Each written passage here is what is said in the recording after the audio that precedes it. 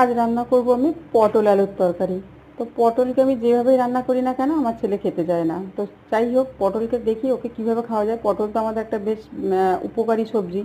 তো সেই জন্য আমি ভাবলাম যে কীভাবে রান্না করে ওকে খাওয়ানো যায়। সেই জন্য আমি একদম সিম্পল তরিকা, মানে মশলা বেশি হলেও আবার খাবে না, সেটাও একটা জ্বালা যে হারে গরম পড়েছে। তো সেই জন্য ভাবলাম কি করা যায় দেখি। তো এইভাবে পটল আর আলু আমি ভালো করে ভেজে নিচ্ছি। আর এদিকে আমি একটা মশলা রেডি করে নেবো, আদা জিরে কাঁচা লঙ্কা, একদম কমন মশলা। সেটা ভালো করে আমি শিলপাটাতেই করছি, মিক্সিতেও করতে পারেন। তো একটা আলাদা সুন্দর ফ্লেভার হয়। ভালো করে বেটে নিলাম আমি। দেখুন এদিকে আমি আলু পটলের মধ্যে জল দিয়ে একটা প্রেসার কুকারে সিটি দিয়ে দিলাম। এটা আবার সকালে হাজব্যান্ড বেরোবে তখন আমি ভীষণ তাড়াহুড়ো হয়েছিলাম, তখন বানিয়েছি।